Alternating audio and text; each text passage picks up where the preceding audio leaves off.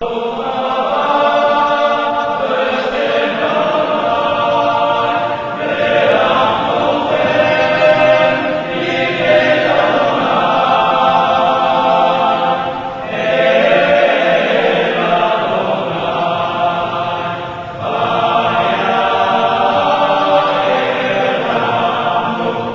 behalf of Sephardic Heritage International in DC, I'd like to say welcome to everyone. This is the inaugural S&P Festival, a fun and global celebration of our Sephardi and Iberian heritage just before Purim. So this is a good opportunity to get into the spirit of that. And I'd like to thank our partners, Bendigamos, and also S&P Sephardi community of the UK.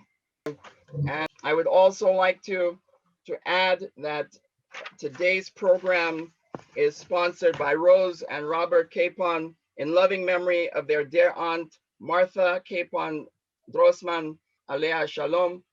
And what a program we have, an original Judeo-Spanish art song, flamenco, ESTHER, Lidarti's classical oratorio, the HAFTARA melody for in S&P with Amsterdam pronunciation.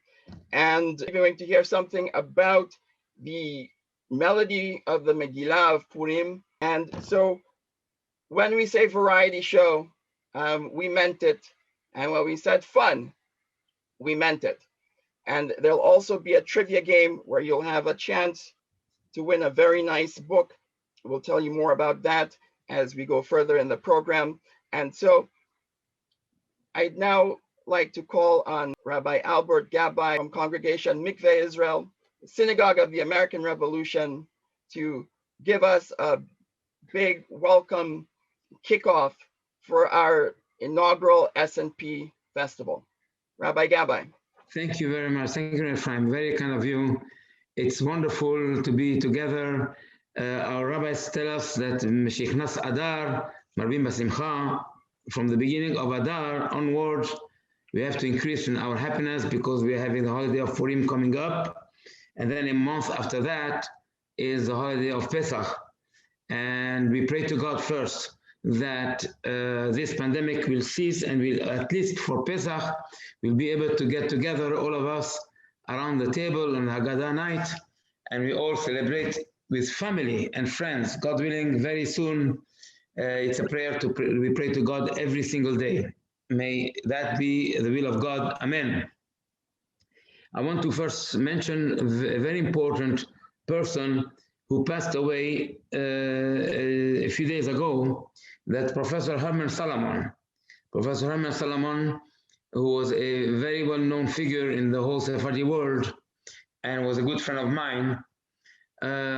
He dedicated his life to the study of the Sephardi culture, the Sephardi tradition, the Inquisition in Portugal particularly, and also in Spain, but also in the Sephardi world. And wherever he went, he really brought of his knowledge to everyone. So we want to dedicate that in his memory.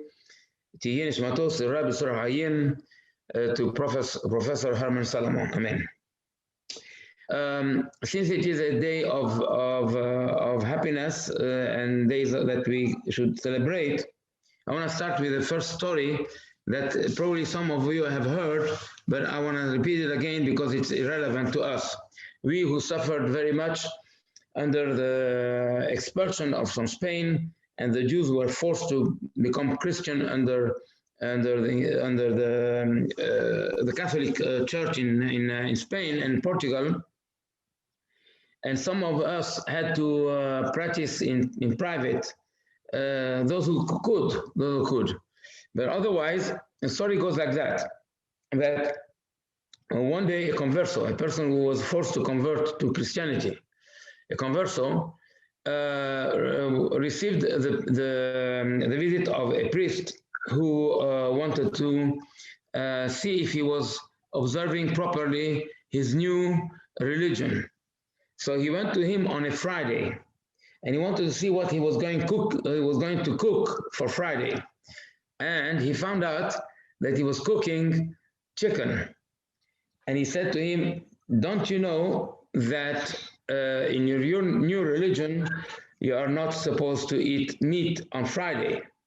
So, the converso brought the meal in front of the priest, and he told the priest, "This is fish." And the priest said, "No, no, I know what it is. This is chicken. This is not fish."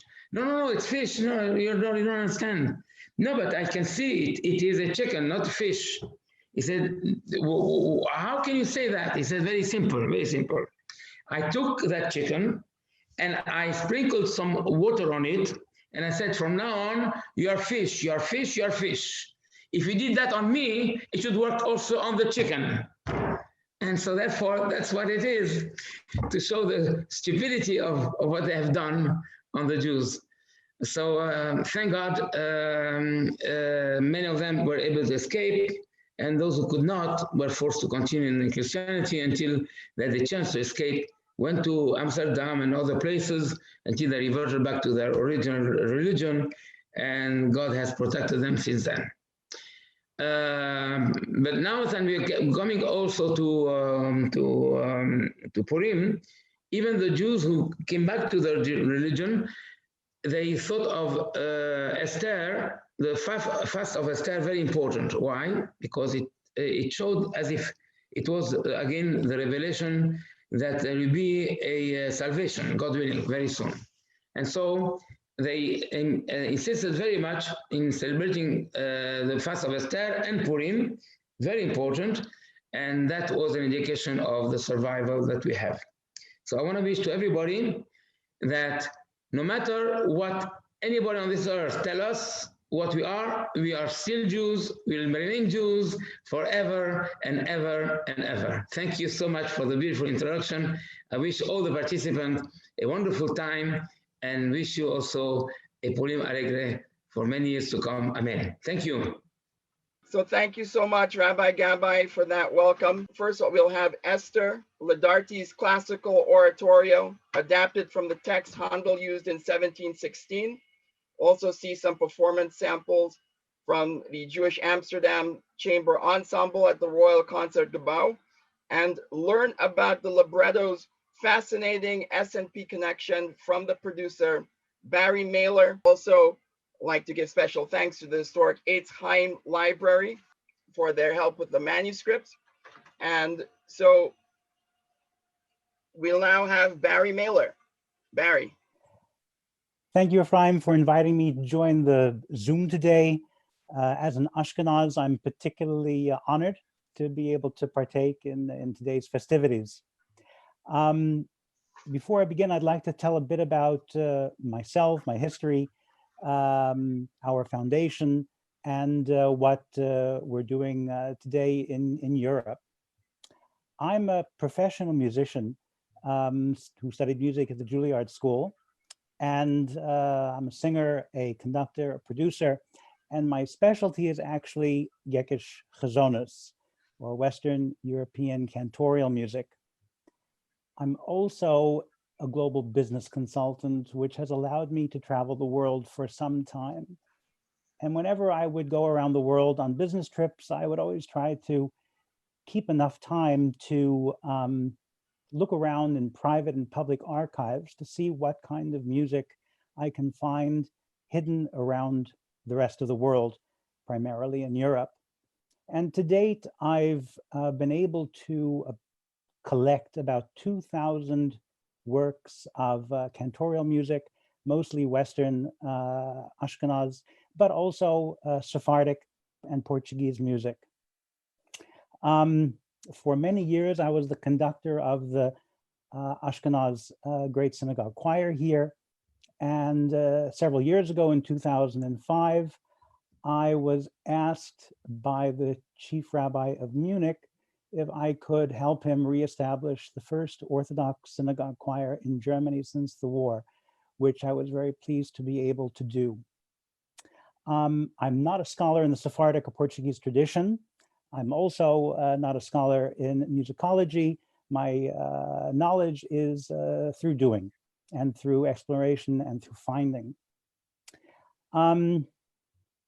Around 2002, I received an unusual telephone call from the then librarian of the Ets Haim Library that he had discovered several boxes, like a lot of boxes, of music in the cellar of the Ets Haim Library. And if I would like to come and take a look at what he found. And in fact, it was a treasure.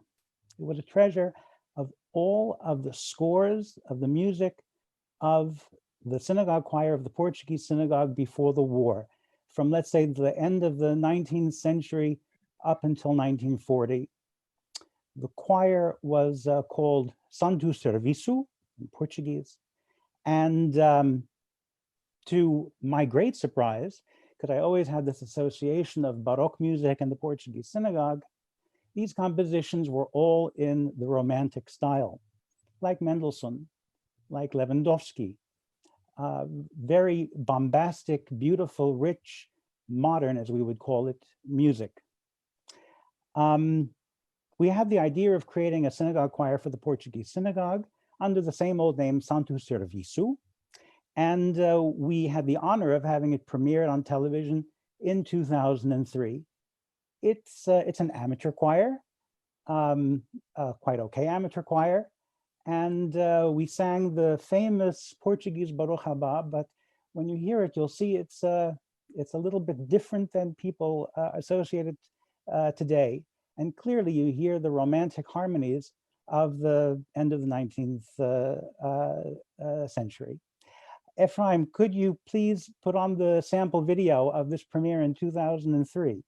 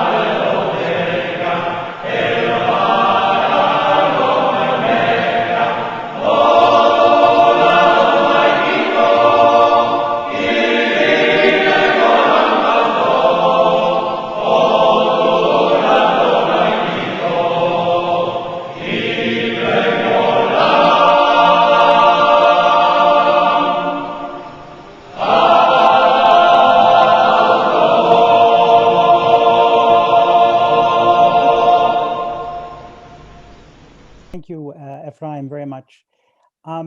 Prior to the Second World War, it was quite common to have Jewish concerts in iconic concert halls. Just like today in New York, you could have a Jewish concert in Carnegie Hall.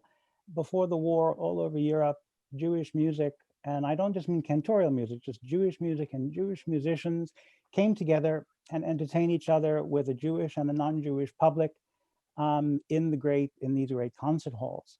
And through what we've been putting together over the last few years, we've come across some striking examples of what we've seen in the Concertgebouw. Afraim, if you could put up the poster of Alter, I would appreciate it. Great. This is a photograph I took at the, what do we call it? the National Library in Israel, in Jerusalem. This is hanging in their music department, where we see the chief cantor altar of Hanover, called the Second Caruso.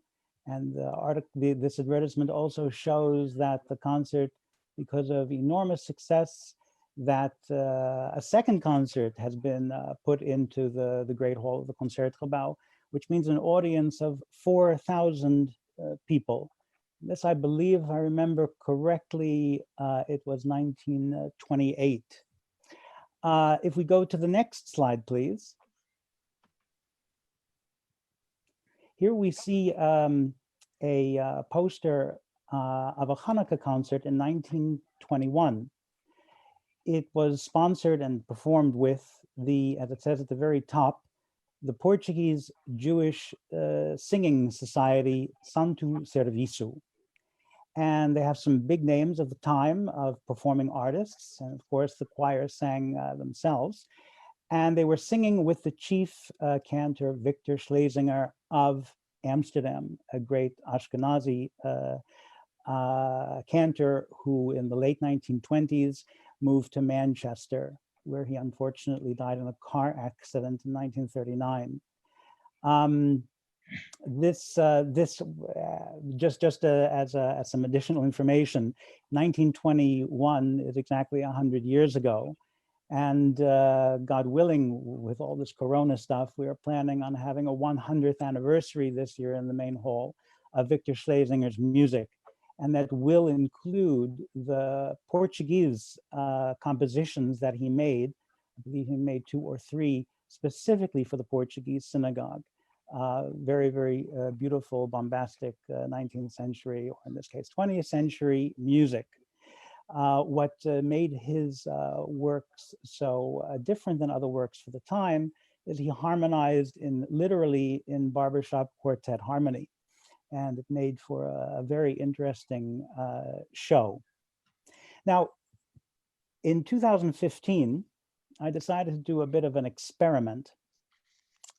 There were so many Israeli musicians studying at the conservatory here in Amsterdam, I decided to pull them together and make a Hanukkah concert in the Concertgebouw for a one-time thing, just to see, what would happen if we tried to bring professional Jewish musicians back into the Concertgebouw and relive these old traditions. And it was a bigger success than we had expected, and now it has become an annual thing. And we're, well, if it weren't for COVID, we would be doing multiple per year now. But we had to take a little step back. I wanted to share with you a 30-second clip before we get on to the Lidarti of our ensemble, our Jewish ensemble in the Concertgebouw, singing part of the pre-war German Maos Tzur. Just one small clip. Before the war, Maos Tzur was quite a show. And it was lost, unfortunately, in the war. And here we hear cantor Israel Nachman, an big upcoming cantor in Israel, singing just 30 seconds of this famous German Maos Tzur, which we took off of a 78 RPM record that was being sung by that same cantor we just discussed, Israel Alter. Afraim, if you could play that 30-second clip.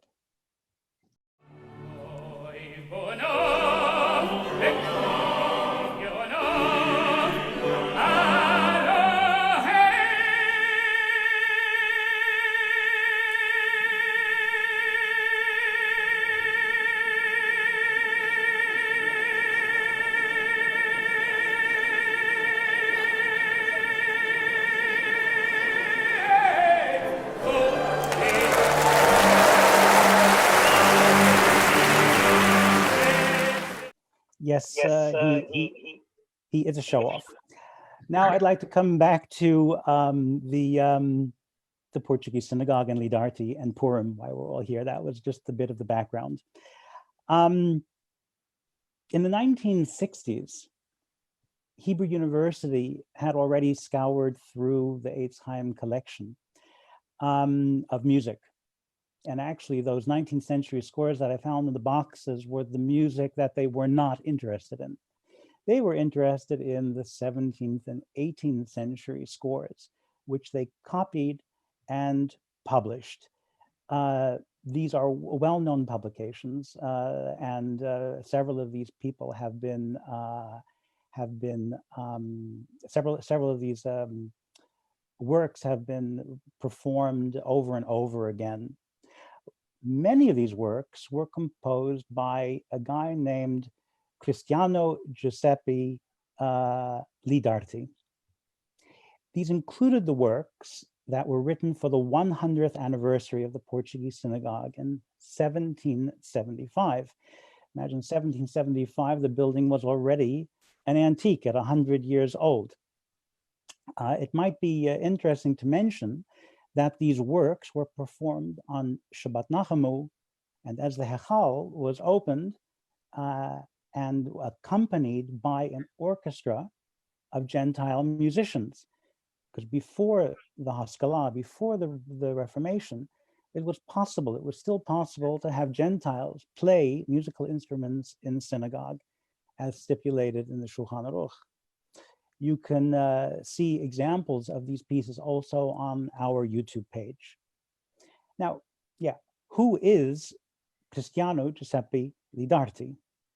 He was born in Vienna. Again, this Yeke thing keeps coming up, this German thing keeps coming up, but he was of Italian origin in 1730. And at the age of 21, he moved to Italy, where he lived in many places, among which Venice, Florence, and Pisa. He would become one of the leading 18th century composers, primarily known for his religious music, and in this case, his Christian religious music. His exact date of death is unknown, but assumed to be in 1794.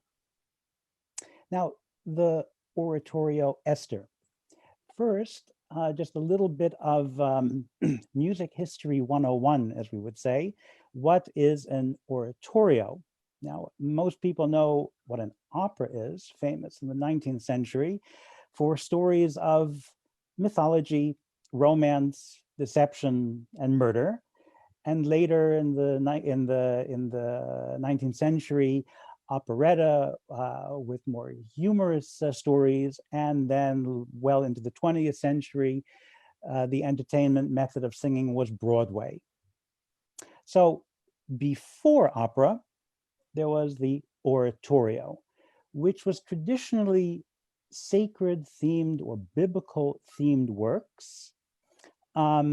Handel having written the most famous oratorio, The Messiah. While mostly Christian themes, there were also Jewish themed oratorios like Judas Maccabeus. But Handel also wrote an oratorio called Esther, which brings us to our Purim theme tonight. Afraim, if you could put up the page of the Racine title page of the presentation. It's the next slide on the presentation. Thank you. Perfect. So this Purim story begins in 17th century France, where Jean-Baptiste Racine, one of the great playwriters in France, he also wrote for Louis XIV, he wrote a dramatic play in 1689 based on the book of Esther, to be performed in a private school for girls of nobility. Now, this turned out to be an extremely entertaining, tragic play, and it left the nobility with very long and great ovations. In 1718, Handel decided to write a short work called Esther, basing the libretto on an English translation of this French play written by Racine. This was not one of his best works, one of Handel's best works, and it was rewritten several times. The last rewrite was in 1732, where it was expanded with text written by the British writer Samuel Humphreys. The success of the new Esther would pave the way for the first English language oratorios, like the oratorio, The Messiah. This is where the Dutch-Portuguese Jews enter the picture. Rabbi, poet, and musician Jacob Raphael ben Simcha Judah Sadaval, who we will call from now on Rabbi Sadaval, working in Venice and Mantua, and eventually later spending some time working in Amsterdam. This brought the connection of Italy and the Netherlands. In 1757, so several years after Handel had written his oratorio Esther, he instructed the students of his yeshiva in Mantua to perform what they called a kind of opera for Purim, based on the story of Esther, but only under some special conditions. No Gentiles would be admitted to the performance, except the orchestra players and the costume designer. And the text would be his own Hebrew translation of the Handel oratorio Esther. His translation, however, had many cuts and additions to the Handel texts. So it's not clear if these yeshiva bochers performed the original Handel piece or partially a new composition. In any case, it was called The Salvation of Israel by Esther. There are currently 3 surviving Saraval manuscripts of this translation, 2 in the Ets Haim Library in Amsterdam, and 1 at Hebrew Union College in Cincinnati. Ets Haim was nice enough to send us some scans from one of the Saraval manuscripts. Heidi Wanneker, their librarian, would like to introduce the library in her own words. We originally wanted her to be in the library and show the manuscripts, but because of COVID, that was impossible. So we've pre-recorded some things and made some scans. Yes, this is the scan of the Esther manuscript. Afraim, did you want to play the video from Ets Haim? I have to say she did a fantastic job on that video. Hello to all participants of the S&P Festival. My name is Heide Warnke and I'm the curator of the library Ets Haim in Amsterdam. It's an absolute pleasure to share with you the manuscript of the libretto Esther that we have in our collection, and I hope that you will enjoy it. There are more scans which we will be sharing. So the annotation of the Hebrew manuscript is done in English with a little bit of French. I haven't yet compared that particular one to which one was actually in the scores of Lidarti. But let me get back to the story of how this special piece came to be. In the years around 1770, the connection with Lidarti was clearly made through Rabbi Sadaval. He is most likely the reason why Lidarti was given the commissions to write the works which survive today and were published in the 1960s by Hebrew University. However, the oratorio Esther by Lidarti was known to have existed, but the music was nowhere to be found until 1998, when Israel Adler, the head of the Hebrew University Music Division, found them in the archives of Cambridge University and was finally able to match these Saraval manuscripts with the scores that were found in the Cambridge University. And if you can put the presentation up, we have some scans from those original pieces. So that's the manuscript from Saraval. And the next page, please. We see the title page of the music manuscript from 1774. It's written here Pisa, but I remember seeing on certain pages also the city of Amsterdam mentioned. We go to the next page, then we see the actual handwriting of, I assume this is an autograph of Lidarti. And this music was transferred by Israel Adler to typeset in modern form and is available via Hebrew University. This is one of the longest oratorios ever written. at a length of 3 hours. It's unknown if or where the oratorio was ever performed, but we know it was commissioned by the Amsterdam Portuguese Synagogue. Just given the costs involved and the time involved, it seems likely that it would have been performed, but we have no proof one way or the other if it was. The first modern performance was in Jerusalem in 2000, and it's been performed usually in parts all over the world, but never, ironically enough, in Amsterdam. At least until I put one duet on our Hanukkah concert program in 2018, performed by our male soprano and countertenor Maayan Licht and David Feldman. Mina Shemaim, a gift from heaven to have two of the world's best male sopranos and countertenors living right here in Amsterdam, and both Israelis. And in accordance with dressing up for Purim, and in honor of the yeshiva bohers who performed this in the 18th century in costume, we put a diamond tiara on Esther's head. So if we could play the Lidarti clip from the Concertgebouw in 2018, you get an idea of how the Lidarti Esther sounded. And this is not an arrangement, by the way. This is exactly as Lidarti composed it. And performed by male sopranos, because back, forgetting about the Kol Isha question, back then, women did not sing in public. And soprano roles were either done by boys or by male sopranos or male countertenor. It's important to mention that we're hearing here Maayan Licht singing Esther with the diamond tiara. He is a male soprano, not a countertenor. This is his natural voice when he speaks.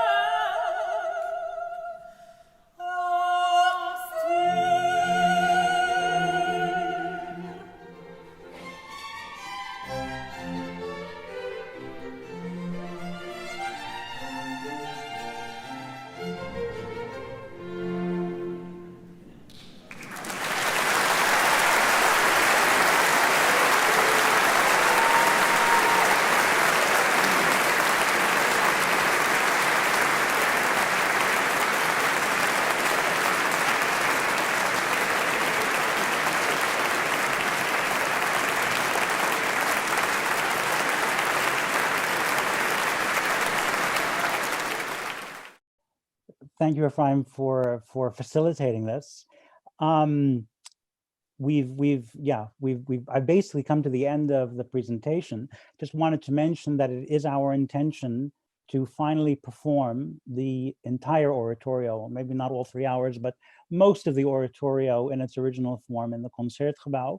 It was already in the planning, but COVID has changed basically everyone's plans right now.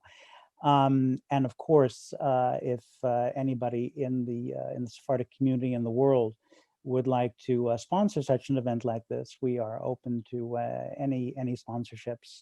This is going to be a very expensive production.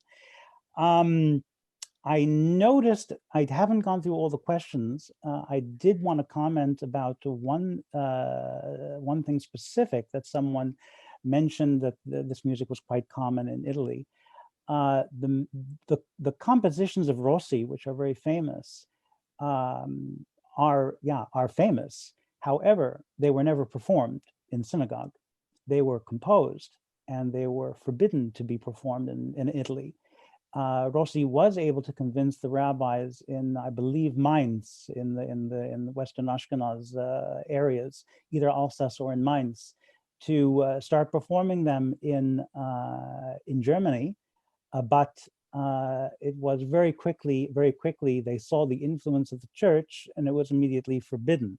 So yes, the music did exist, but it wasn't yet used in a synagogue context, except in Amsterdam, where in 1775, with the inaugural music in Baroque style, that it was performed.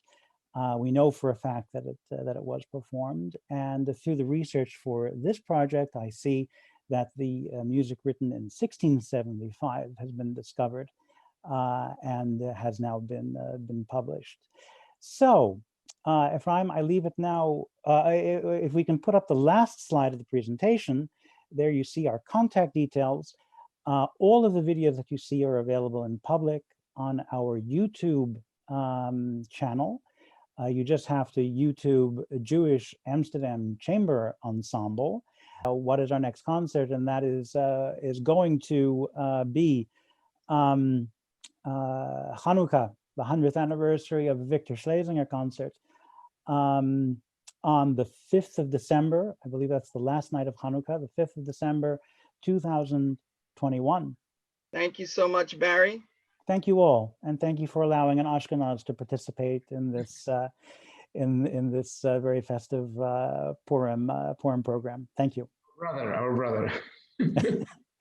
Yes. Next, we have Ladino music with Chloe Pourmorady. It is such a pleasure for us to have her with us here today. She's an award-winning artist known for the versatility of her creative expression. The music she creates is innovative and imaginative, influenced by tradition, yet modern.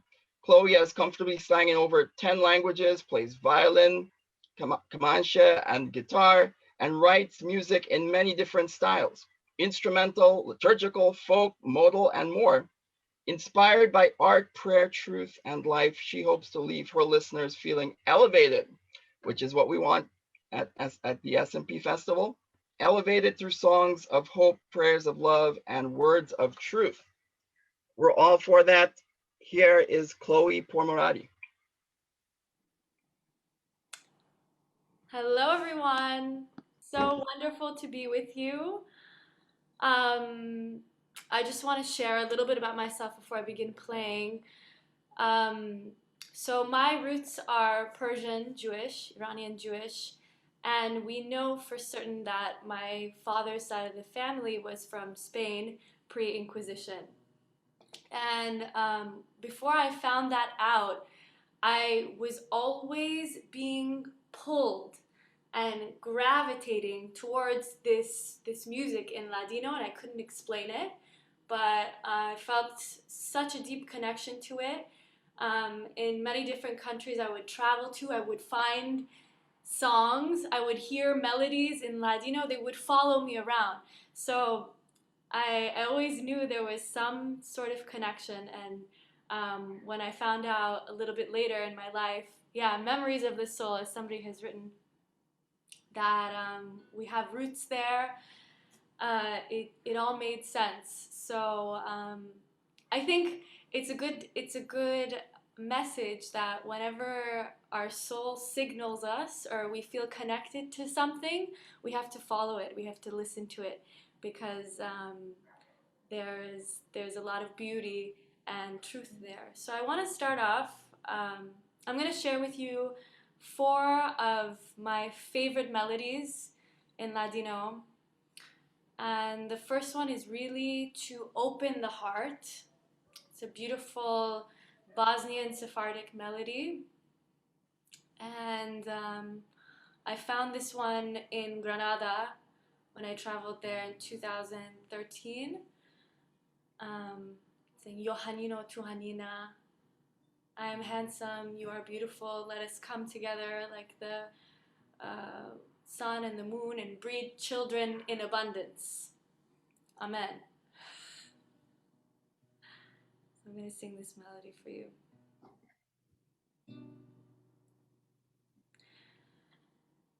Yohanino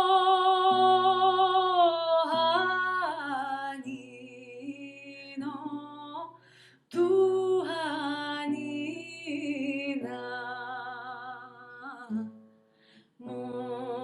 Nos tomaremos los dos, los hijos que hemos nacen, aman como la luna y el sol, verán como la luna y el sol. Ay, qué hermosas palabricas que me dices tú a mí. El Dios grande que te oiga, aman tus ojos para mí, herman tus ojos para mí.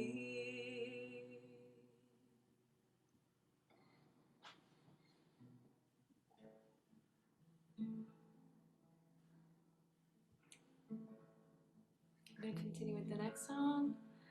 This is one of the most popular songs, popular melodies that many of you probably know. If you know the title, you can write it in the chat.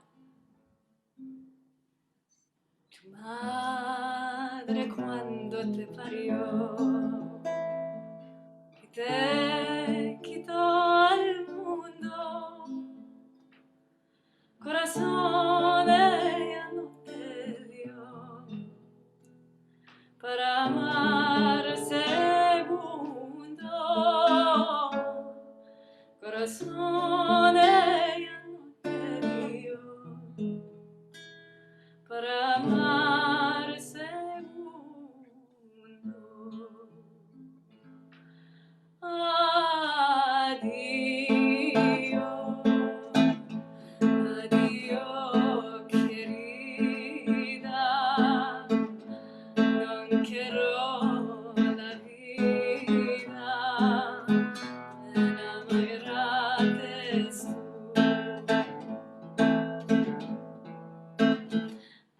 tú.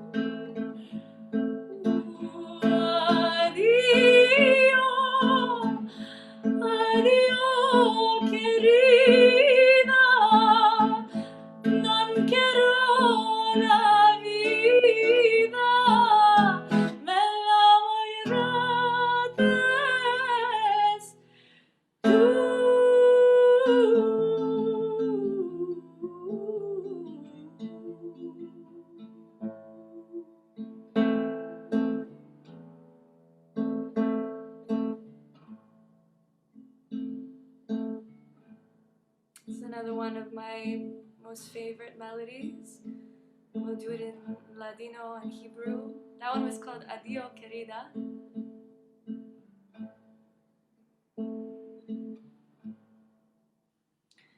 El rey de Francia, tres hijas tenía, la una labraba y la otra cosía. La más chica de ellas vestidoras iba, labrando, labrando, sueño de crayo. Verastig li leolam, verastig li betzedek,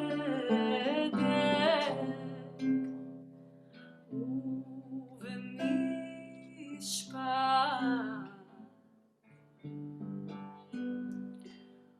ובחסד וברחמים.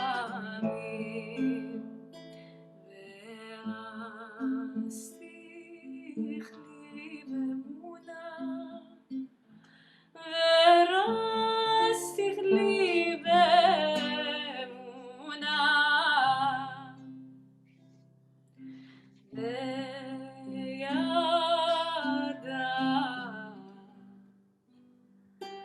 וידעת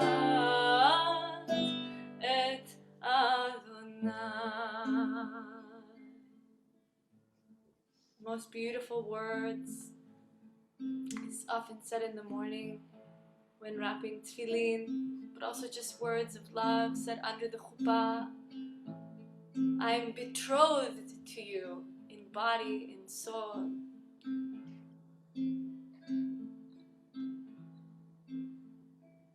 That one was El Rey de Francia and Verastig li leolam.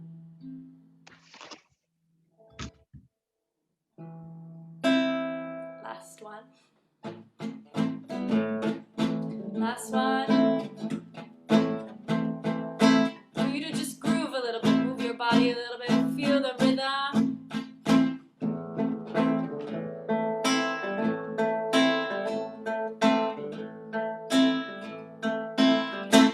Las suegras de ahora son gusanos de pared. Las suegras de ahora son gusanos de pared.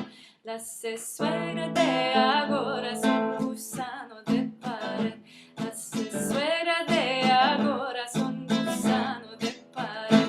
Nos malmeten a los hijos y nos hacen pelear. Nos malmeten a los hijos y nos hacen pelear. This was a Turkish Sephardic melody.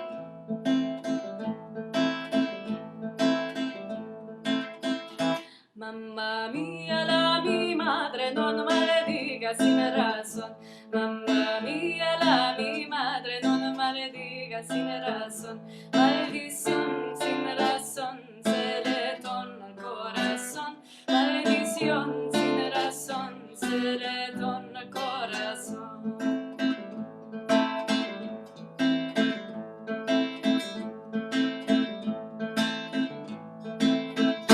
Palo y rayo que le parta que no pueda ni hablar. Palo y rayo que le parta que no pueda ni hablar. Por tan mal que te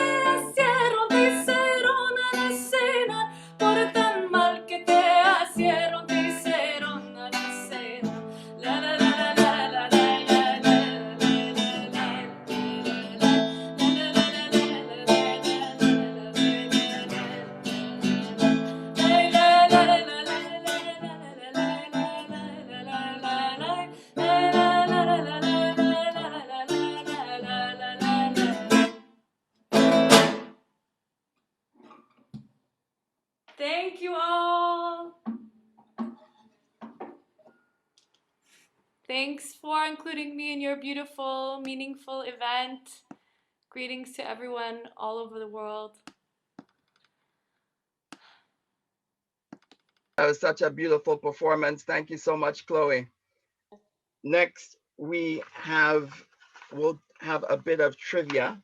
And so Nachshon Rodriguez Pereira from Bendigamos will lead us through that. You'll have a chance to win Graham's Guide to Chocolate Around the World, a food, by the way, for which the world can thank Sephardi Jews.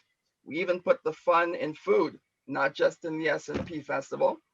And this is donated by the author Joshua D. Mendez. So Nachshon, I turn this over to you. Okay, thank you. Hello, everyone at the S&P Festival. I'm Nachshon Rodriguez Pereira, the Hazzan of Bendigamos, Amsterdam, and this is my wife, Alumit. Hey. And we have a fun quiz for everyone, and you can win a book, as Franz said. I'd like every one of you to open your cameras because we're gonna have to see you if you want to, win the prize. It's gonna be an interactive quiz. So yeah, that's great. We want to see all of you. And it's gonna be a short quiz. It's gonna be 10 questions, but we're gonna need all of you. It's gonna be, we're gonna also need you to grab 3 objects from your room. 1 red object, 1 green object, and 1 blue object.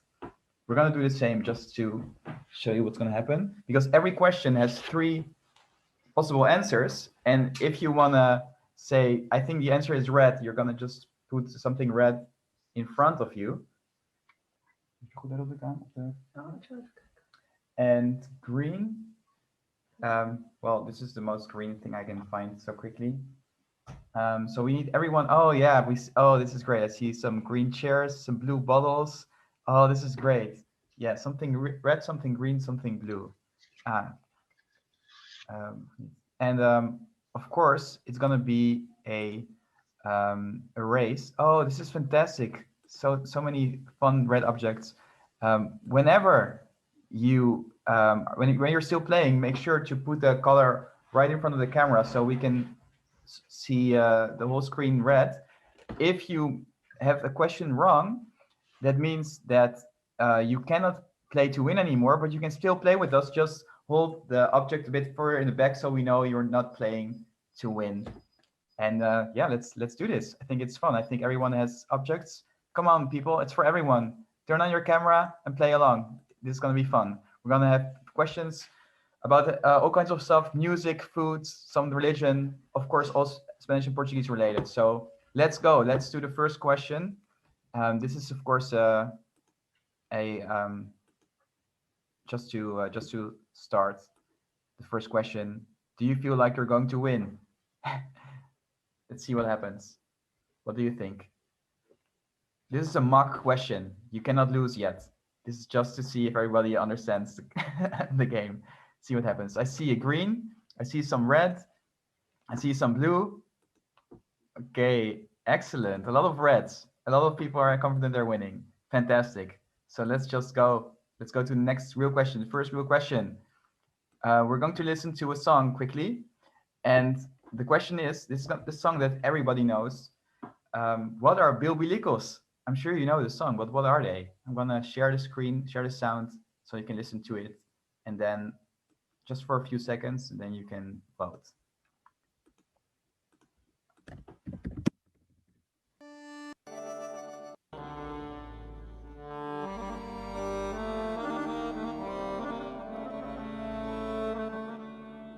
I wish it works. Here we go.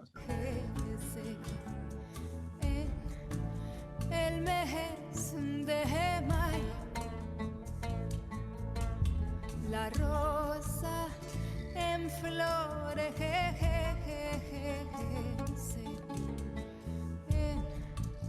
el mes de mayo. Okay, well, and I'm sure you know the song. But what does it mean? What does Bilbilicos mean? Let's go back to the quiz, to the answers, and show me your colors. Show me what you think it means. What are Bilbilicos? Are they Bible lovers, nightingales, or children from an orphanage? Let's see your answers now. I see some green, I see some blue. I see Franz saying 2, so I'm assuming that means blue. Okay, I see some green, children from an orphanage. Well, a lot of blues, and you're right. The answer is blue. Bibelicos, los bibelicos cantan. The nightingales are singing. That's it. Very nice. So you're all going to the next round. Nice to see some familiar phrases from the Netherlands, by the way. We're gonna listen to a famous prayer, and I'd like you to tell me what it is. Is it Adon Olam? Is it LADINO or El Nora Alila? Very famous prayer that you should. Well, if you go to an S&P synagogue, then you probably have heard it before. Yeah, my wife says if it won't play, then I have to sing it myself, which is fine. I will, but I don't know why it's not working.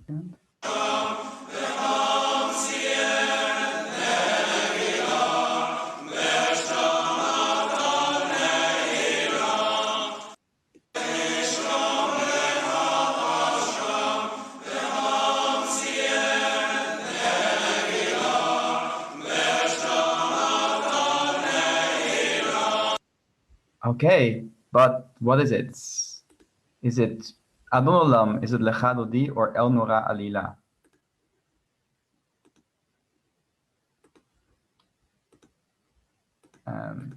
So here you can see it again.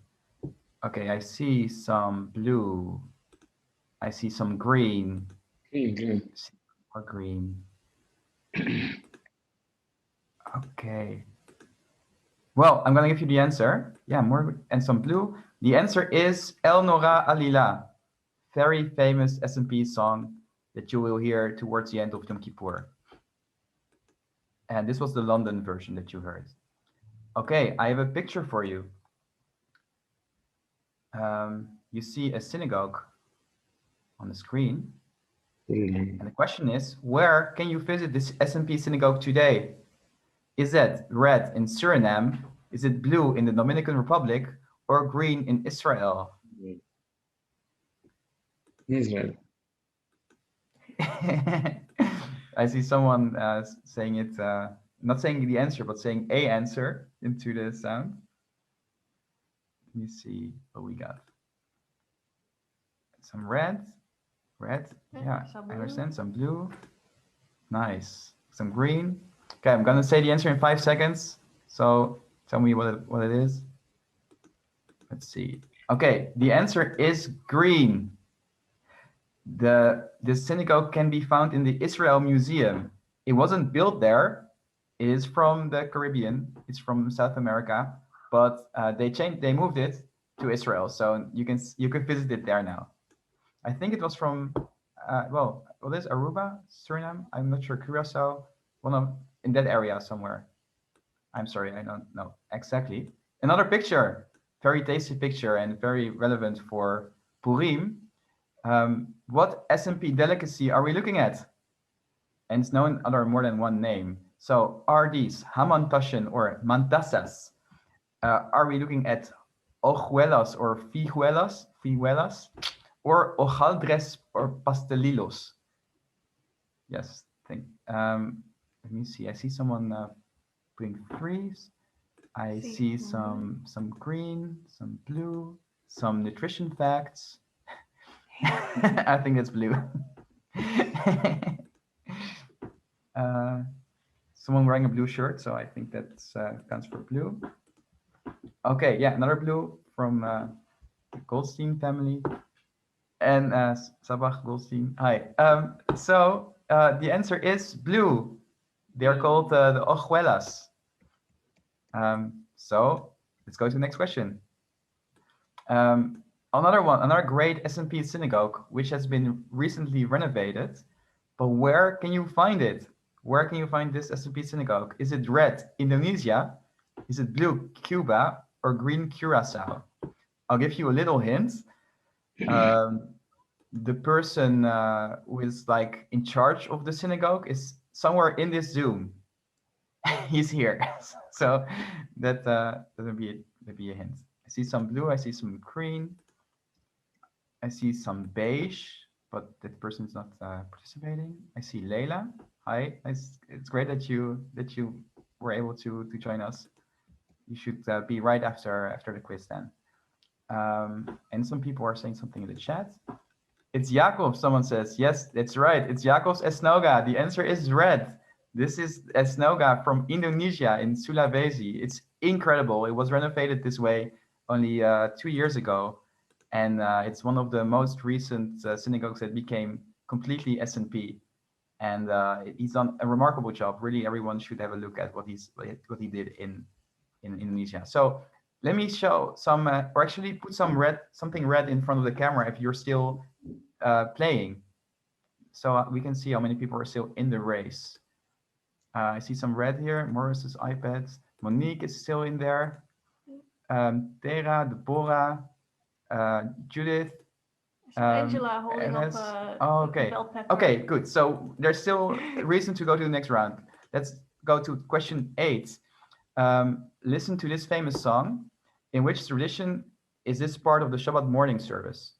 So we're going to listen to a song. And my question is, what kind of synagogue would you be able to hear it? You can choose from red, Philadelphia S&P, blue, the Moroccan tradition, or green, Italian. We're listening to Rabbi Abraham Lopez Cardozo.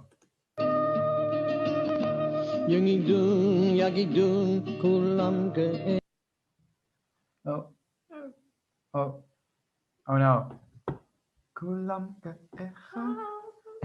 It's a bit high. Okay, we'll sing it. Yeah. Yagidun, kulam ke'echad, Adonai echad, u'shmo echad. Okay, well, that's the song. You can hear more of that on Shabbat afternoon in our house. So let's go to the possibilities. Where can you hear this? Is that red, Philadelphia, S&P, blue, Moroccan, or green, Italian? I'm speaking of the Shabbat morning service. Where is it part of the Shabbat morning service? And I see some red. See some people that are in doubt, some red, some green, some more red. Okay, and some more green. The answer is Italian. It's part of the Italian S&P tradition. They sing it every Shabbat morning, right between Az Yashir Moshe and Nishmat Kol Chai. Yeah, I didn't say it was an easy quiz. You know, we can't have everyone going to the last round. so we're going to the next question. Who was the first chief rabbi of the Esnoga, the famous synagogue of Amsterdam? And you have 3 options. It's red, Aboab, blue, Morteira, or green, Rav Chesed. And a little hint, his name is hidden in the text on the gate. This is the gate to the Portuguese synagogue. I was there yesterday. It's full with snow right now. And who was the first chief rabbi in 1675?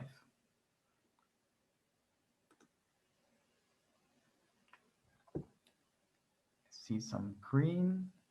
See some people intensely staring at the screen, trying to some decipher. Some green, some red. Oh. Yes. The answer is Aboab. Chief Rabbi Aboab. And it's hidden right here, the 5th word, Avob Betecha. Aboab. It's where his name is hidden. I'm not sure we have a lot of people left now. So let's go to the next one quickly. Chocolates, because you're going to win the book of chocolates. What's claimed to be the 4th natural kind of chocolate? We're going to play this round really quickly. Is it red, ruby, blue, matcha, or green, couverture? Couverture, probably like American. Couverture. Tell us. Ruby, matcha, or couverture? Are there any people left? Are there still people left? See Morris still saying something. Let's have a look. How many people are left? I see Sasha, Erez. Yeah, there's still some people. Judith Great. is still in. Okay. Erez, Okay, I'm gonna give you the answer in 5, 4, 3, 2, 1, and it's Ruby. Ruby, Ruby, Ruby, Ruby. Matcha is not a chocolate. That's right. That's correct. It's not. That's why it's not the answer to the question. Then the last round, actually, this is the last round. If we have more than one participant after this round, we're going to play a open question to decide who's going to win. So where was the first synagogue? And of course it was S&P because we were first. In the Americas, that means both North and South America. Where was the first synagogue? Was it in Newport, Rhode Island, red, blue, Philadelphia, or green, Recife, Brazil? Where was the first synagogue ever in the Americas? Some very knowledgeable, that's a difficult word, knowledgeable people out here. Let's see. Okay, how many people do we have left? Okay, still a few. Okay, so the answer is green. It's Recife, Brazil. Yeah, David was correct. In the first half of the 17th century, and actually Chacham Abuab was already there. He went to Amsterdam afterwards. And then the final question, and everyone who's still in here, I want them to write the answer in the chat. And then when I say yes, you press enter. And then the person who is closest is the new owner of this great chocolate guide by Joshua Mendes. And all of us have had a tremendous amount of fun and learned also something, unless you knew all the answers. So the final question. Today we live in the Jewish year 5781. But when did we celebrate our first Purim? When did everything happen? When did Mordechai become the second to Ahasuerus? Tell us your guess in the chat in 15 seconds. Tell us how many years ago it was. So yeah, how many years ago? You can also say the non-Jewish year, it doesn't matter, but I think the easiest is just to say how many years ago was the first Purim. I'd like to see, okay, you can go. I see people already starting, so go for it. Tell us in the chat. Only those who are still in. Only those who are still in, that's right. Okay, I'm gonna tell you the answer in a few seconds. So we are living in the year 5781. Purim was in the Jewish year 3405, which means it was 2,376 years ago. Now, who was the closest to that? And it's 355 BCE. Let me see who we have. We have 3333. I'm assuming that's the amount of years ago. 453 AD. That's a bit later. CE 9. No, yet no. I think that Deborah Klump at Yahoo, right? Am I correct? But they're still not close to 3405. Yeah, but 35. This is closer. This is 76 years. So yeah. Deborah Klump at Yahoo, Deborah Klumpmaker, you were only 76 years away from the answer, which means that you are the happy owner of the chocolate book. Congratulations. And she's like, no, you won. It's congratulations. I hope you really enjoyed the quiz, everyone. And I think it's time for Leila. It's time for some flamenco. Yes, next on the program, we have flamenco dance with the wonderful Leila Bruhim, Sephardic Persian flamenco dancer, born in New York and has been based in Spain since 2000. And her professional career took off with the two most important flamenco dance companies of the USA, Flamenco Vivo, Carlota Santana, and Maria Benitez Teatro Flamenco. Leila has performed in the principal tablaos of Spain, including Casa Patas, El Corral de Moreria, El Café de Chinitas, Las Carboneras, Tablao Villarosa, y El Cordobés. And she formed part of such companies as Rafael Amargo, Paco Peña, and Javier Baron. She has performed internationally, is extremely talented, and it is truly beautiful to see an artist create a new flamenco dance program that's inspired by her Sephardic identity for a beautiful fusion. So I'm going to put Leila on right now to tell us more about herself and what she does. Hold on to your seats. Get ready for a truly riveting performance. Good evening, everybody. Thank you, Afraim, for that beautiful introduction down memory lane. I'm sorry I had to arrive late, but we actually had our first performance in a year tonight. So a lot of emotions. But it's beautiful to come back and enter this space with all of you. Now I also know that matcha is not a chocolate, but it are actually tea leaves. So thank you very much. And Nachshon, good to see you too. I prepared a few videos for you guys. One is an introduction, a little bit about myself and about the history of flamenco. And then another video of a performance of the show that Afraim was speaking about, Dejando Huellas, which means, literally means leaving your footsteps. And so what I did in the show was trace the history of my Sephardic and Iranian culture through flamenco dance and fusing it with Sephardic music on the one hand and Persian music on the other. And also including my mother's artwork and calligraphy. And also, I don't know if Chloe is here, but the beautiful Chloe Pourmorady, we were lucky enough to have her in the show when we did the show in LA, and she performed the Persian portion in the most beautiful manner. So we were honored to have her. In any case, I think that, you know, the music and the dance will speak for itself. And I hope that you enjoy what I've selected for you tonight, because it was actually a very magical evening, the video that you're gonna see. So thank you so much for having me, and I hope you enjoy. I'm coming to you from Madrid, by the way, right now, where things are pretty lively, actually, strangely enough. I hope everybody is well and safe and healthy. Dejando huellas literally means leaving footprints or leaving a mark. And with this show, I wanted to stay true to the tradition of flamenco while also telling the story of my own personal and cultural tradition by paying homage to the journey of my Sephardic and Persian ancestors. The footprints they left before me inevitably led me to my path today. My name is Leila Boukin, and this is my story.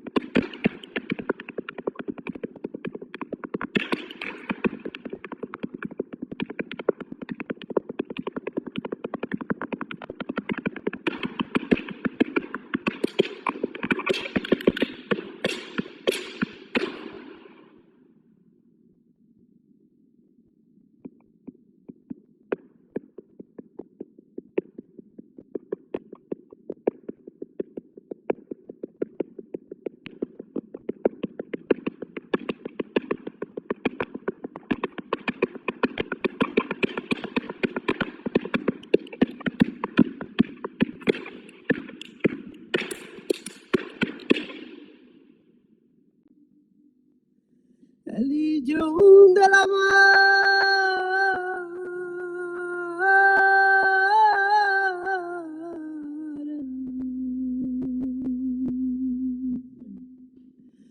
de chicos se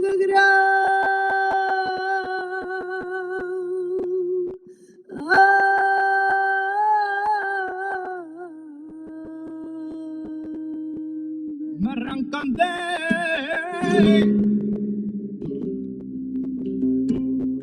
la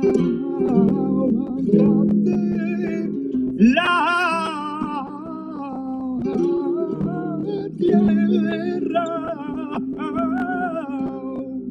donde yo no he vivido o me arrancante en la tierra donde vive yo o vivió.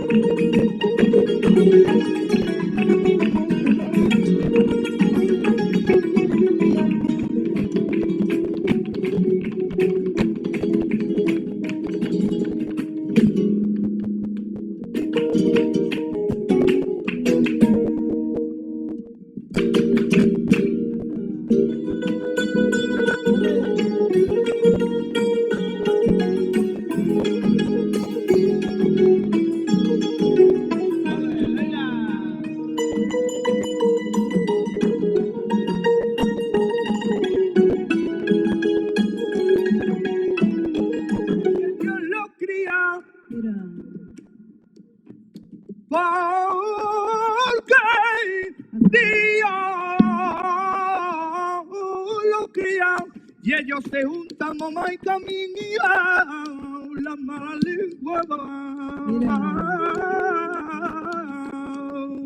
ay, la malina lengua, yo nunca lo he tenido.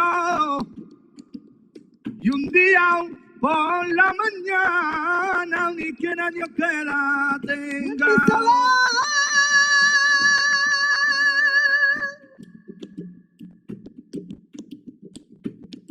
¡Vamos con silencio!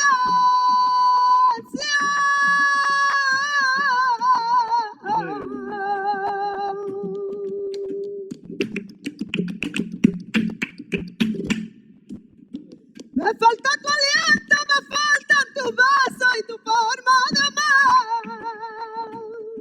En mi soledad,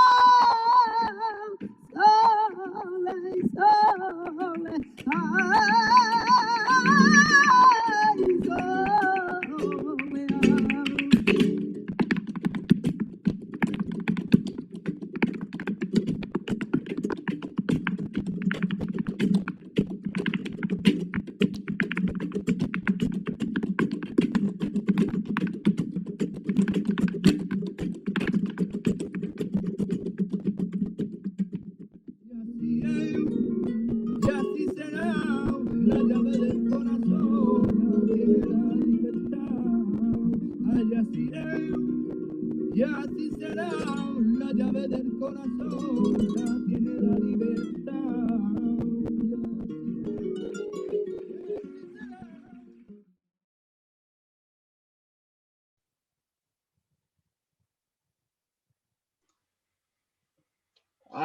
Thank you so much, Leila Bruchim, folks.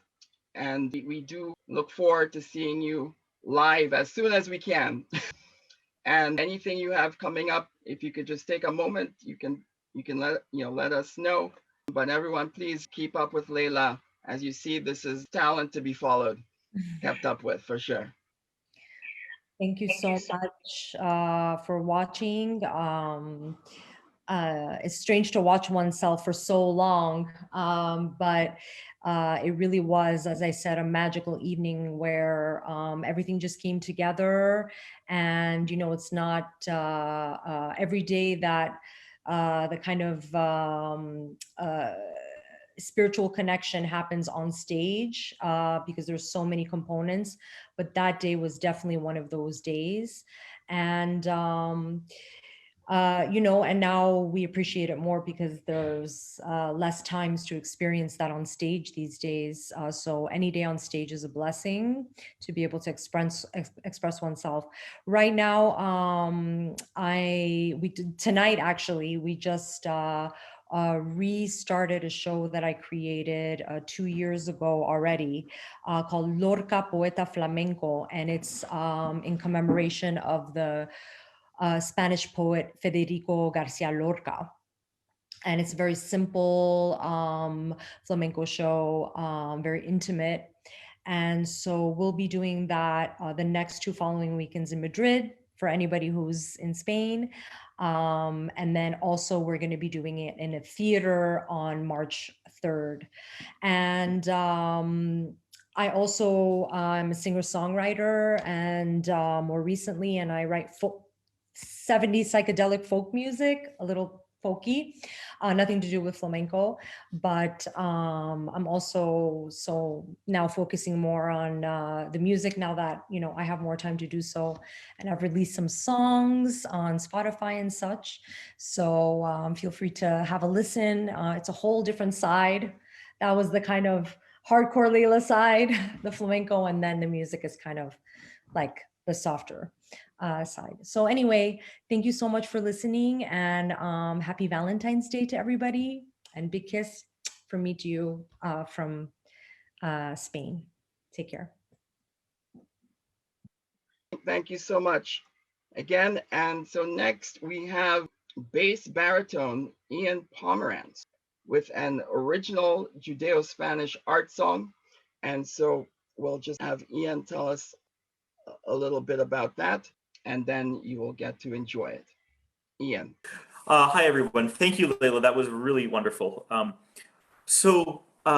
we talk about, when someone says art song, what we're usually talking about is music in the Western classical tradition. Over the last century, there has been a flowering of Sephardic art song.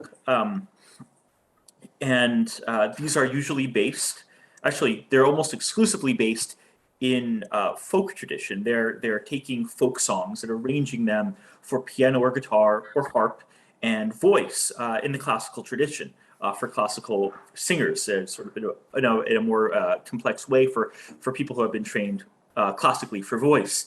But what is few and far between right now is original Judeo-Spanish folk song. That is music and text that are original to the composition. Instead, what we have in Judeo-Spanish art song is a lot of arrangements, beautiful art song arrangements of folk songs. So I'm trying to break that barrier a little bit. So to start building a repertoire of original Ladino art songs for Sephardic singers who have been trained in the classical tradition to present to classical audiences. This year, I have 2 CDs coming out. One is on the Centaur label, one is on BSNF label, and they both have original Sephardic art songs on them. And it's my hope to introduce to the repertoire of classical music our Sephardic Iberian tradition. So what you're going to hear is a little preview. This is a collaboration between myself, the late Bulgarian poet Gracia Haikalu-Haide, who collaborated with me on the text for the songs, and a beautiful guitarist. His name is Oleg Timofeyev. He is playing the 7-string Slavic guitar. This has a Balkan. This is in the Balkan style because our poet is Balkan, and I come from the Sephardic Balkan community. So I'm trying to bring a new voice to that repertoire. So you'll hear a little bit of folk inspiration and folk style in a new Sephardic art song. He is playing a beautiful guitar built in 1860 in Central Europe. So I really hope you enjoy it. It is called Tornate Querida. And let me know if you have any questions afterwards.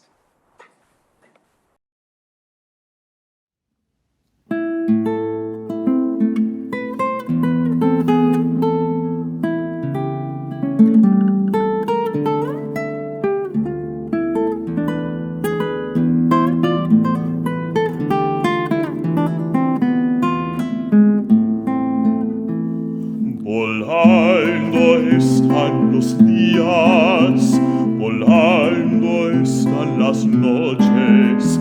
Yo espero que te tornes, que vengas querida mía. Yo espero que te tornes, que vengas querida mía. Tornate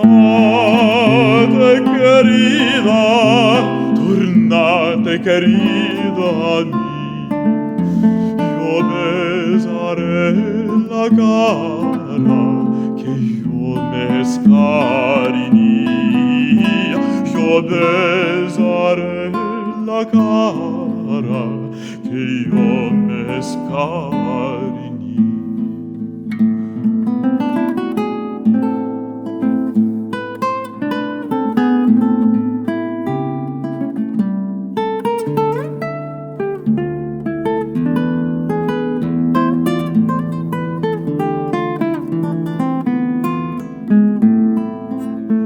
Los mancebos están pasando, mi corazón está llorando. En el día estás lejos de mí, en la noche yo sueño de ti. En el día estás lejos de mí, en la noche yo sueño de ti. Tornate querida mía, yo besaré la cara que yo me escariñé, yo besaré la cara que yo me escariñé.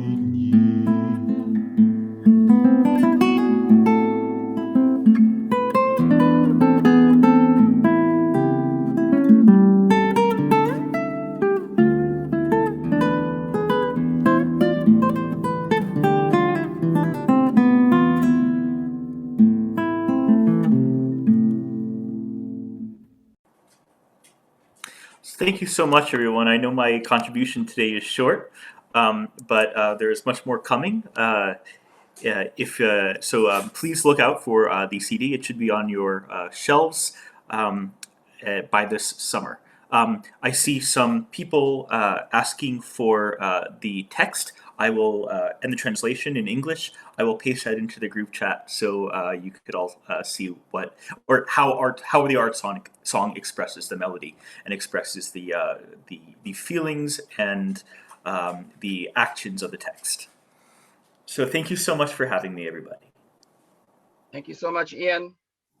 Bass-Baritone, Ian Pomerantz, everyone. And now we look to the future. We're going to have the S&P HAFTARA Melody, Amsterdam pronunciation by Daniel Aviv Balbuena Quilter, 8 years old. Ben Porat Yosef. So here we go. Daniel Aviv? Ah, great. Welcome.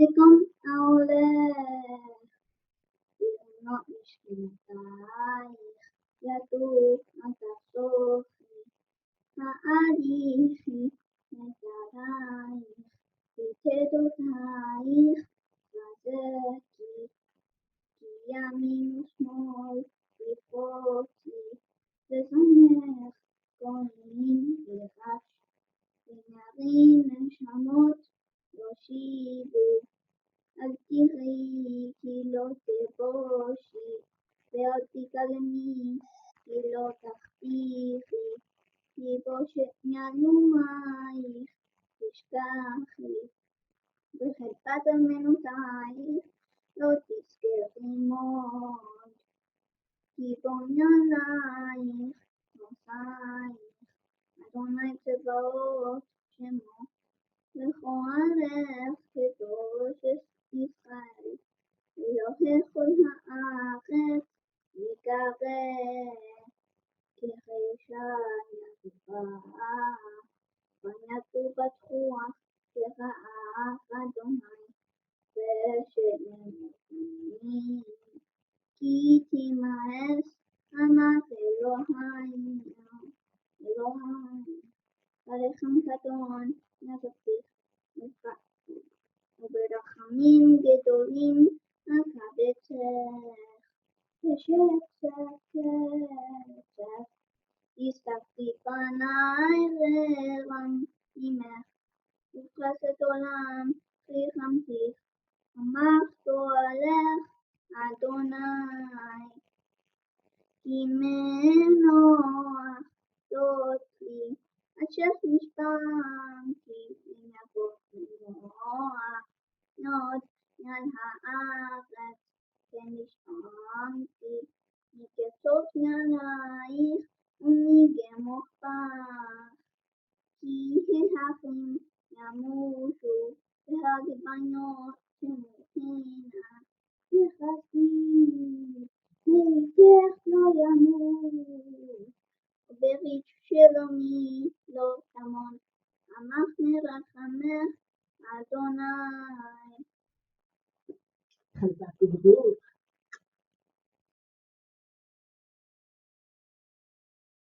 Hazak Baruch. Thank you so much. Daniel Aviv Balbuena Quilter. The future is in good hands, which is a good thought for us to have as we now have the final item on our program for you.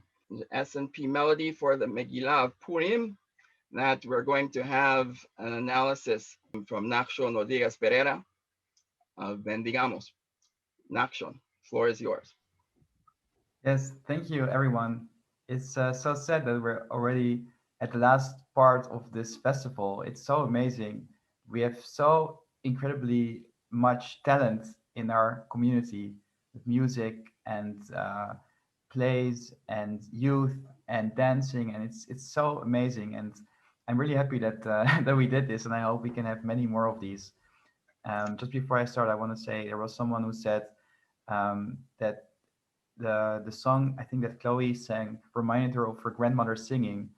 And you know, a lot of us have these memories from when we were young. Remember people singing, making music, maybe some foods from when we were younger. And it's so important that we make sure that also the people that are young right now, like Daniel Aviv, will also have the opportunity to hear what we have heard, to hear the same songs, see the same traditions, eat the same foods.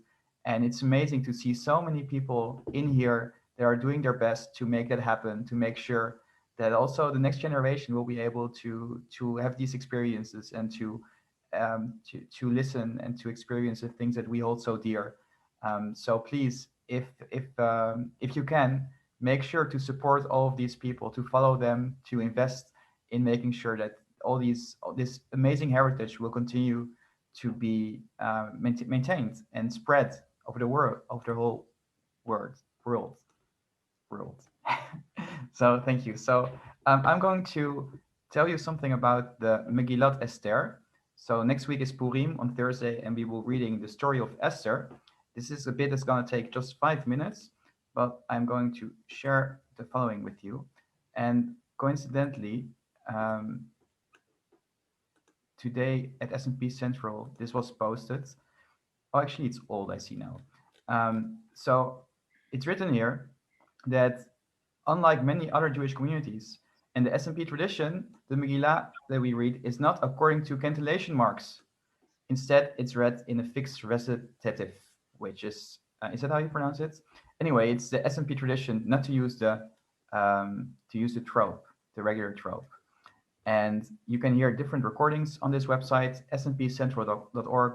There's Amsterdam, Florence, London, New York, also Philadelphia. It's all the same. But the question is, how did they manage to how do you say it? How did they maintain this tradition if there were no cantillation marks? Like, how did they do it? So I'm going to tell you a little bit about this. This is chapter 7. There are 10 chapters. I'm going to sing a few lines for you, the Amsterdam way, but actually it's almost the same in New York and in London and in Philadelphia, everywhere. This is how it goes. Vayavo hamelech vehaman lishtot עם אסתר המלכה, ויאמר המלך לאסתר גם ביום השני במשתה היין, מה שאלתך אסתר המלכה ותינתן לך, ומה בקשתך נת חצי המלכות ותנס, ותען אסתר המלכה ותאמר, אם מצאתי חן בעיניך המלך, ואם נא למלך טוב, תינתן לי נפשי בשאלתי, והנעמי בבקשתי. This is the part where Queen Esther asked Achashverosh to please save her from the bad Haman who wants to kill her whole people. כי נמכרנו אני ונעמי להשמיד, להרוג ולאבד, ואילו לעבדים ולשפחות נמכרנו החרשתי, כי אין הצר שווה בנזק המלך. ויאמר המלך אחשוורוש ויאמר לאסתר המלכה, מי הוא זה ואיזה הוא אשר מלאו ליבו לעשות כן? ותאמר אסתר, איש צר ואויב המן הרang הזה, והמן נפנת מלפני המלך והמלכה. So this is to give you an idea what our tune sounds like, and every word has its own trope, its own cantillation mark, but we don't use it. So how can we still transmit this melody from generation to generation? And the truth is, we have never really, I've never heard this, and no one else told me this. So I think I'm sort of the first one to have this analysis. So I'm sharing this with you as a premiere. I found that there's only 7 melody lines, and that every sentence consists out of one of those 7. And if you look to New York and London and everything, they all use this almost 99.9%, almost 100% the same melody lines. But still, nobody uses them when they learn them. Also me, like all of us, we just learned the whole Megillah is one big song, basically. It's 10 chapters. It's like the size of 2.5 average parshiot. It takes a lot of time to learn, but actually there's a lot of structure in it. So let's have a look. There's basically 6 ways, well, maybe 7 ways to have that you have tunes, like 7 different tunes. First of all, there's 3 ways to start the sentence. It's either low, that's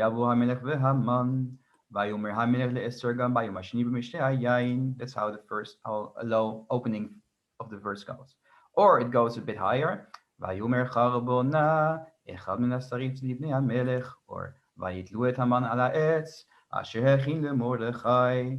or it can open high.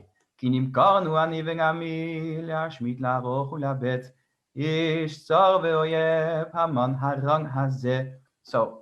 actually the whole Megillah either starts in one of those 3 ways. Now then there is 4. This is like something that appears in the middle, not in every sentence, but often it sounds like this.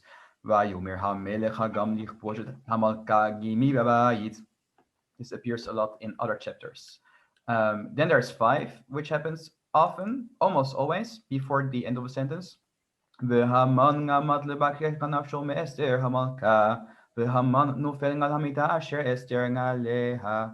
So this is almost in every sentence before 6, because 6 is the end of a sentence.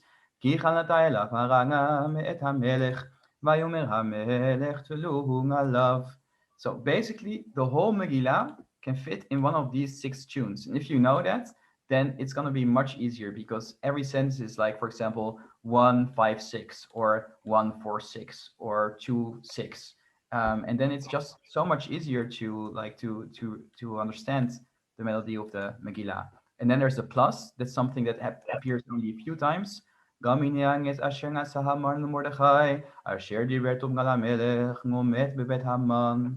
Doesn't appear often, but it's like the plus. That's number 7. And then if you all give them colors, then you see what I mean. This is chapter 7 with colors. So the openings, there is dark blue, which is low, a bit more light blue, which is a bit higher, and really light blue is really high. Then orange is 6, orange is 5, purple is 6, and there is green is the plus, red is the plus, and green is number 4. And then you can see that it's just a few colors, and that's the whole Megillah. I'm going to sing just the first 5 lines again, but now with colors, so you see that there's a lot of structure. And now that you know all of this, I hope that maybe you want to learn the Megillah as well, or at least that you'll be able to enjoy it more next week in Purim. And I'm sure there's going to be several Zoom sessions that you can follow if you cannot be there in person. I know that my community, Bendigamos, is certainly going to have a Zoom session for the Megillah on Thursday and Friday morning.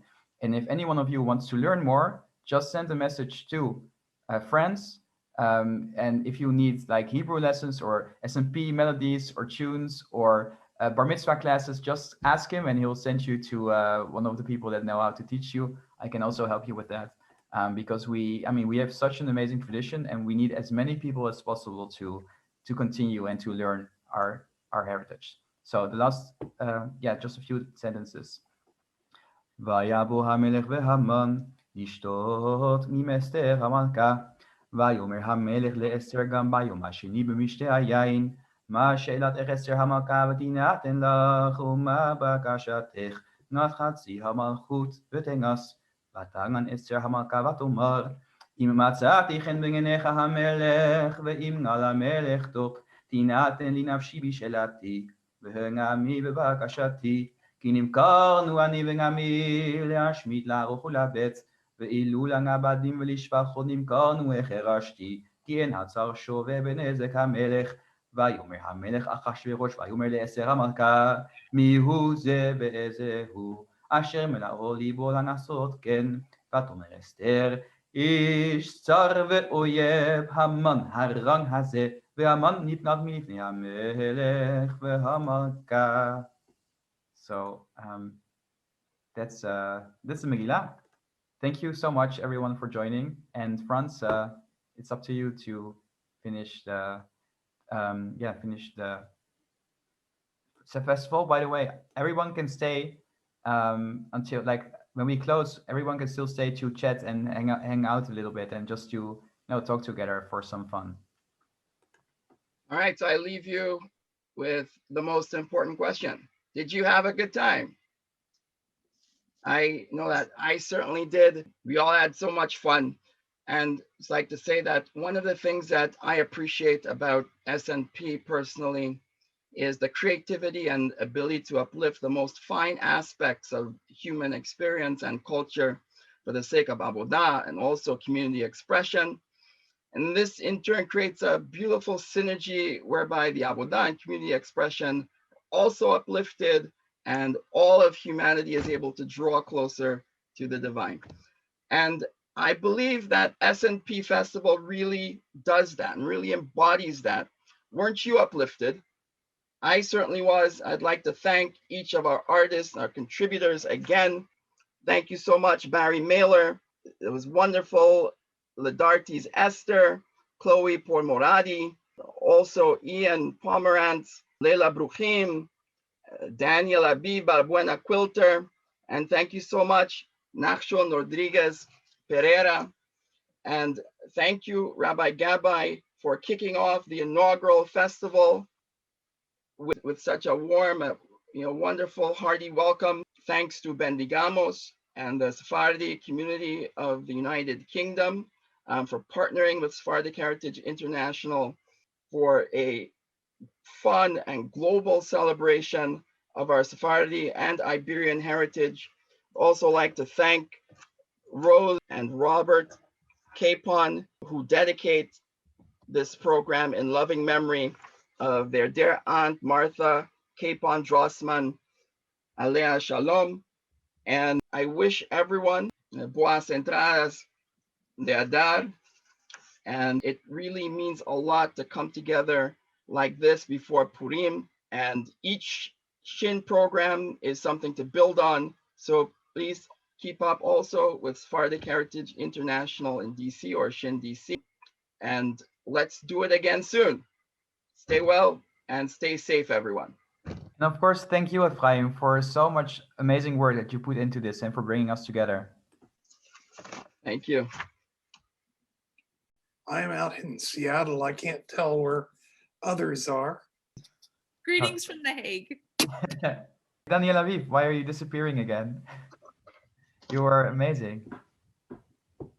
Such an excellent job. Yeah. There he is.